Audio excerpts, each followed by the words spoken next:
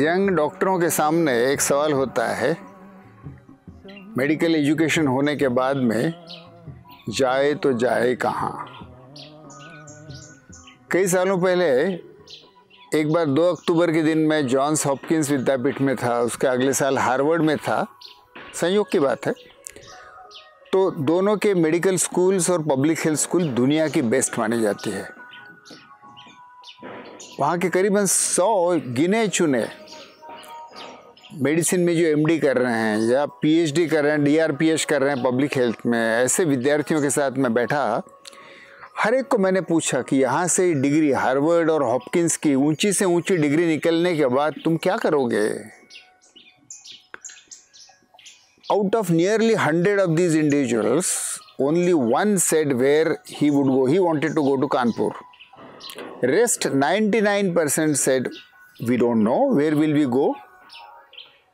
And the best dream that they could think of was maybe WHO will give them some employment. Maybe they'll do some data analysis. And so what I realized was that the best medical and public health schools in the world, with probably one of the best students in the world who studied there, and yet these schools gave them knowledge, information rather, some skills, yes, but the schools or the education system did not provide them the purpose where they could use this knowledge, these skills. So where should we find purpose? Where should we go after we have acquired all the medical skills and knowledge that we want to acquire? Should we go to the WHO and the UN organization, international organization, funding agencies, medical schools and universities? Where should we go? Jaye to jaye kahan? In 50s, this was a very popular song sung by Talat Mahmood. Devanand की film थी taxi driver, और उसमें का गाना है जाए तो जाए कहाँ. So I was trying to recollect nearly the past 50 years, a era which I have myself lived, observed, witnessed. So let's talk about child mortality. In 60s and 70s, diarrhea was the major cause of child mortality. And world over, the medical organizations, doctors as well as all medical organizations used to recommend intravenous fluids in cases of diarrhea. And literally millions of children every year used to die because of diarrhea. 2 young doctors. One, Richard Cash, he went to Bangladesh, and Dr. Nalin from India in Calcutta. Parallelly, I don't know whether they knew each other, but these 2 young doctors on the either side of Bangladesh border, at that time not Bangladesh but East Pakistan.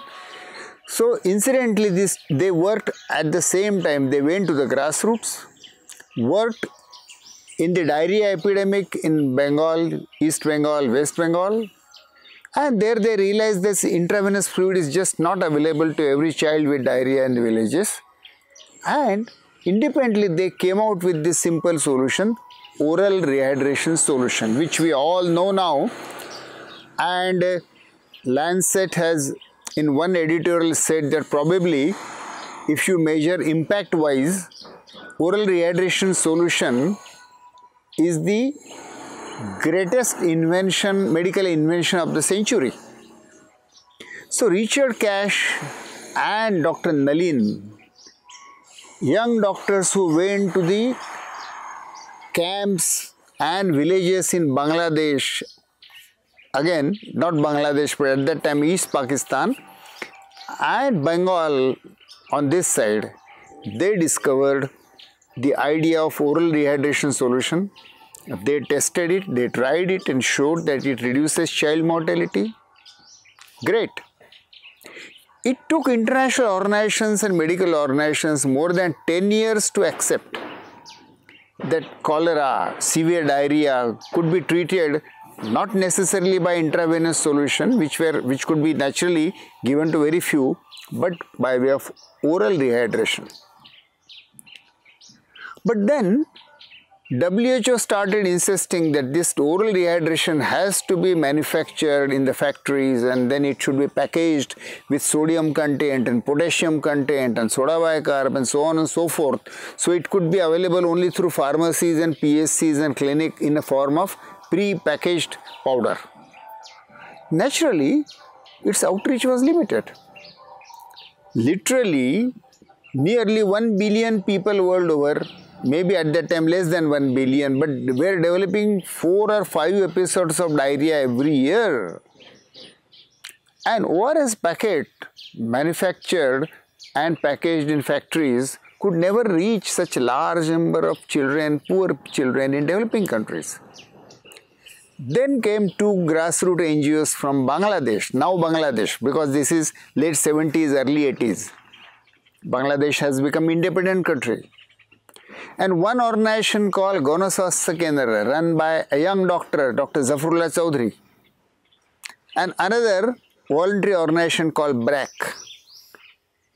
They started trying and propagating on large scale that women in Bangladesh living in the homes and huts, they don't have ready-made, they don't have packets of electrolyte solution. But what they have in their kitchen? They have salt, they have good, jaggery, and they have water.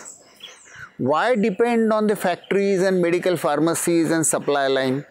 Every mother, every woman at home itself can prepare what they call laban gur mixture. Laban is salt, lavan, gur is good, jaggery. So salt, jaggery mixed with water and homemade solution, electrolyte solution. And they popularized it in a very huge way by way of mass health education and teaching every woman how to prepare laban gur mixture at home. And that contributed in a major way to reduce diarrheal disease mortality in Bangladesh, which was the main cause.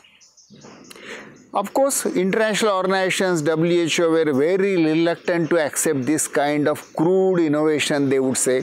They would say, we want potassium this many milliequivalent, sodium this many equivalent. That can only be done in factories, but factory products did not reach where children were dying. So laban gur mixture reached. And then came further. When you give oral rehydration solution or laban gur to a child with diarrhea, it may save the child from dehydration death, but it doesn't stop diarrhea. It doesn't stop malnutrition. And parents are very anxious. Child is having repeated loose motion, huge loose motions. You are telling, look, with this electrolyte solution, rehydration will occur, dehydration death will not occur. But parents would say, death to agli baat hai, mere bacche ka diarrhea to band karo. So ICDDRB, another grassroots research organization working in Dhaka, villages around, they came up with interesting idea. What do people do traditionally at home? They prepare a gruel, a watery gruel out of rice powder. So why not use it? Rice has starch. If you boil it, it gets digested into disaccharides and monosaccharide. That's what you need. In electrolyte mixture, you have sugar, glucose, salt, sodium and potassium. If you prepare a rice gruel with lot of water and add some salt to it, it may serve the same purpose. And they showed through trials that it reduced dehydration as much as effectively as electrolyte solutions, but even more than that, it thickened the stool, so diarrhea frequency, volume reduced, and it also gave calories to the baby. Otherwise, children used to develop malnutrition. So what a beauty. Instead of intravenous solution, 2 young doctors find out oral rehydration solution, then 2 grassroots organizations find out laban gur mixture, and then another grassroots research organization develops rice gruel and water, and look, that's what all traditional societies, including tribal in Gadchiroli here and the rural Maharashtra, everywhere where I go, people do have some such traditional mixture. It's called Pej in Maharashtra. It's called Ambil in tribal Gadchiroli. So traditionally they always have some such starchy solution with salt which they are using. It's a wonderful rehydrating as well as calorie giving solution. So it's a beautiful case study how medical establishment as well as organizations like WHO act purist, which cannot reach the people, and grassroots NGOs or young doctors who go to the grassroots, they find out simpler solution which can be given in the hands of mothers and poor people in the families.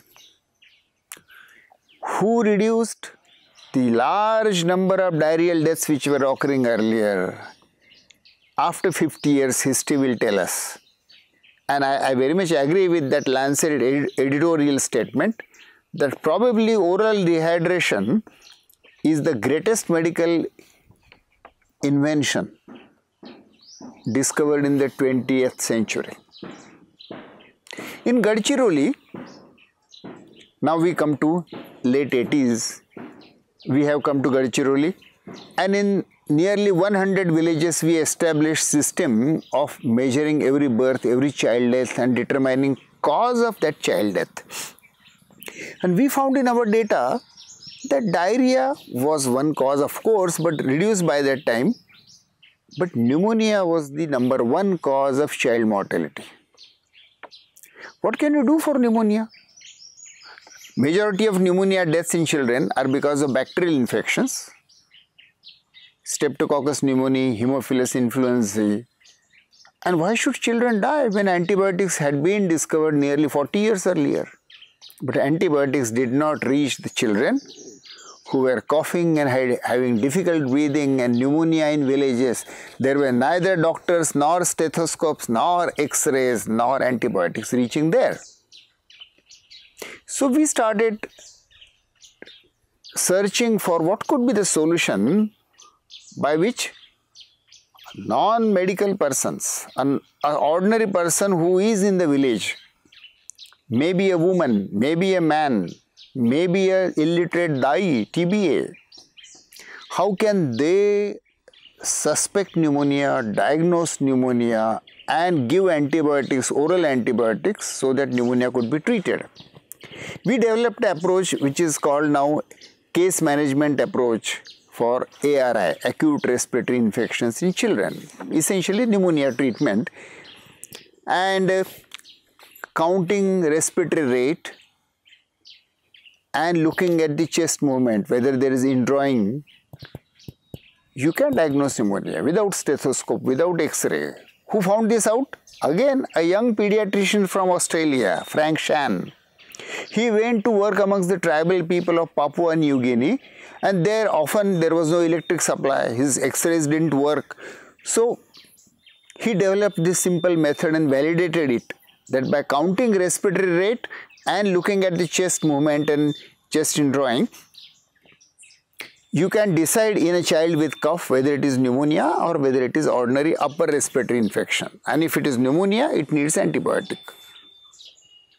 What Frank Shan found out this simple method, we extended it to how in an area, in a population, using this method, pneumonia can be diagnosed in the community, treated by community health workers, including DAIs, using simple breath counter. Even illiterate DAIs could count breath rate, respiratory rate, and decide whether pneumonia or no pneumonia, and using cotrimoxazole as oral antibiotic. We conducted a field trial.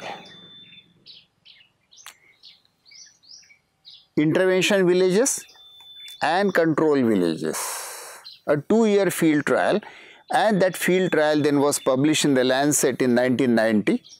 It became the world's first controlled field trial which showed that pneumonia mortality as well as infant mortality rate, child mortality rate, under 5 mortality rates, all 3 rates could be significantly reduced in a rural area by educating population that this is how pneumonia looks, and if your child has cough and likelihood of these symptoms, seek care from your village health worker, and village health workers were trained to diagnose and treat giving oral antibiotic.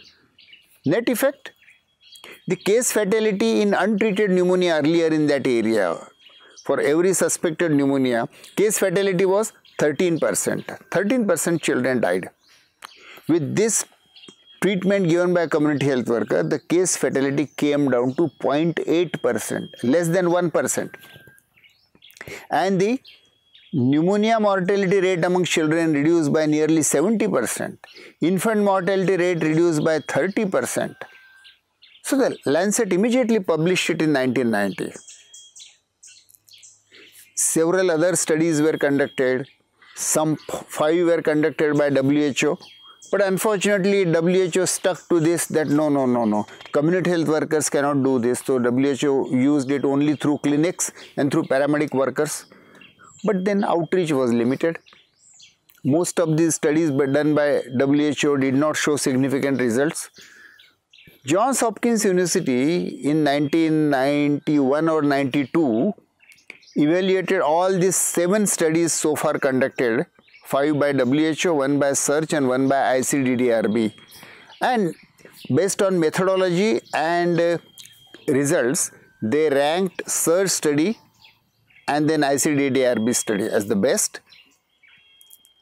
And based on these 7 studies, later on the global program for management of acute respiratory infections was developed, which included this case management in villages.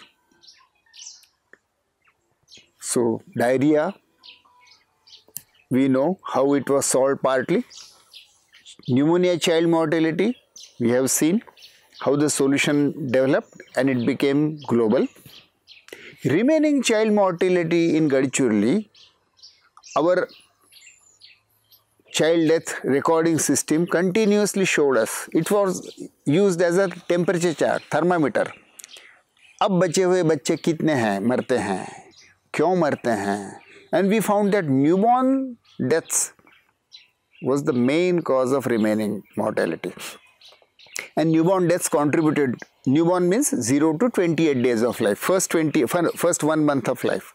But newborn period is short, but it contributed majority of the deaths during childhood. Almost 60% of childhood deaths now in Gadchiroli were occurring amongst the newborn. Now newborn, very difficult issue. Even ordinary doctors would find it difficult to really diagnose newborn sicknesses and treat them. In that situation, because these newborns were never taken out of home deliveries were occurring, baby and mother were in the village in the dark delivery room, and there the newborns were cared for in the darkness. They either survived or they died. So we realized that any solution for these neonates had to reach there in that room, delivery room, and not remain in the hospital. And so we developed this simple approach called home-based newborn care in response to what we saw in the villages of Gadchiroli and what was available in the villages of Gadchiroli. What was available? Mothers were there, grandmothers were there, traditional birth attendant eyes were there, and what we introduced was a literate woman from that village, selected her, trained her to become barefoot neonatologist, and that village health worker, we called her Stri Arogya Doot. She was given equipment for weighing, for keeping babies warm, measuring temperature, and simple method of diagnosing neonatal sepsis. This was entirely clinical. Like you have your modified Jones criteria for rheumatic fever, we developed criteria for diagnosing newborn sepsis. Now, neonatal sepsis is considered to be a very difficult diagnosis, but you had to simplify it because nearly half of the neonatal deaths were because of infection. So we developed this simplified criteria, tested that algorithm, refined it, and then trained our community health workers, Arogya Doot, to examine the newborn baby, and if these criteria were met, it was neonatal sepsis. Take parents' consent. If they were unwilling to go to hospital, which most often they were unwilling, then give treatment at home. These home-based newborn care and sepsis, these approaches together, were again field tried. Intervention area 39 villages, control area 47 villages, 3-year field trial, and that showed that home-based newborn care coverage reached more than 90% of neonates in the villages, and neonatal mortality declined by 62%. Infant mortality declined by 45%. These are major declines in rural areas. Lancet published this study in year 1999, but later on the Lancet hailed this study as one of the vintage papers ever published in the Lancet over a period of 180 years history. And this trial showed that even neonatal sepsis, such a difficult diagnosis and treatment, could be simplified, and the treatment can be made available to the neonates in the villages. While pediatric organizations, Indian Academy of Pediatrics, National Neonatology Forum in India welcomed this approach, endorsed it, but the international organizations, especially the WHO, was reluctant. I remember in 1999, when I first presented this at the Geneva headquarters WHO, the Chief of Child Health Division told me, I won't mention his name, but he said, look Dr. Bang, we will not touch this new model with a long bamboo pole also, because here ordinary community health workers are using antibiotics. I felt dejected, but fine. WHO was a great body. Who was I? I was a small grassroots worker. But then within 3 months, Lancet published this trial, and then, as I said, it was held everywhere. It broke new ground that neonates did not die. Though I don't remember exact number, but at that time, nearly 8 to 10 million neonates died every year globally. And this trial showed that they need not, at least half of them could be easily saved in the villages itself at a very low cost. Simplified technology by empowering village women and community health workers. It took the WHO 15 years to accept this approach. And in around 2015, WHO passed resolution and recommended that where hospital care is not available, this approach can be used. By that time, this approach, repeated multiple trials had been done in India. The Ankur project, the ICMR did 5-site study, the Mansi project, which Surge did, and at everywhere it could be delivered through ordinary community health workers, and newborn mortality reduced from 30% to 60%. Finally, Government of India made this as a national program, and 9 lakh Ashas were trained to provide home-based newborn care in the villages, including treating neonatal sepsis with oral antibiotic. By that time, WHO had a package which they call IMCI, Integrated Management of Childhood Illnesses. So what was discovered by grassroots NGOs? Oral rehydration, then ARI management and malaria treatment. WHO combined these and produced and claimed that this was their package, IMCI. And with the WHO's great power and leadership, they introduced in nearly 70 countries without ever conducting any field trial of this approach. But later on, when a multi-country evaluation was done by the donor agencies, including World Bank and USAID, they found that out of the 7 countries which WHO mentioned, the program hardly existed anywhere. In one country, in one PSC which probably had the best performance, or 2 PSCs with the best performance, they found that only 13% children received it, and marginal reduction in child mortality. The home-based newborn care, the ARI management, or earlier oral rehydration had shown by grassroots organizations huge reduction, steep reduction. Then WHO came up with a new approach called and they conducted a trial in Africa called Afrinest trial, in which they tried 4 different antibiotic combinations on neonates with suspected sepsis and showed that in all the 4 groups, the mortality, the case fatality in neonatal sepsis reduced to about 1%.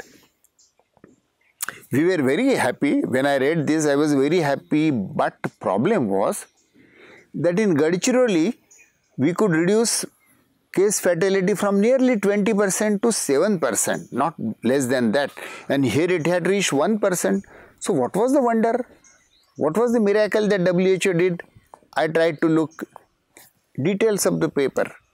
The paper, if I remember right, was published in the Lancet. And what we found was that the trialist had selected specifically safe neonates. All high-risk neonates, all seriously ill neonates were excluded, and only neonates with minor symptoms were included, who anyway would have survived, and gave them injectable antibiotics and claimed that the case fatality had reduced to 1%. Our database in Gadchiroli of neonates in villages showed that if you select the symptoms which WHO trial had treated, you anyway got 1% case fatality, even if you did nothing. And this WHO trial, second limitation, there was no control group. And so actually reduction, the so-called reduction to 1% case fatality was merely a natural phenomenon. Even if nothing was done, the same case fatality would have been achieved. Because there was no control group, it appeared as if great reduction has occurred. Actually, I wrote a letter in the Lancet that probably entire treatment was unnecessary in all the 4 groups, equally unnecessary, and so you got 1% case fatality because you treated practically normal neonates as sepsis. WHO is a great organization. UNICEF is a great organization. They are excellent in doing global leadership, expert guidelines, developing expert guidelines. They are very good in doing larger program globally. But when it comes to a problem, who provides the contents, who provides the evidence, who provides the solutions? This 50 years history tells us that it is the young medical people who went to the grassroots and villages, small NGOs who did innovative research, they provided content, they broke the new ground. So if you ask me, where should I go? I would say go where the problems are and not where the facilities are. Facilities make you insensitive, obese, blunt. But go where the problems are and then you will develop new solutions. All the best.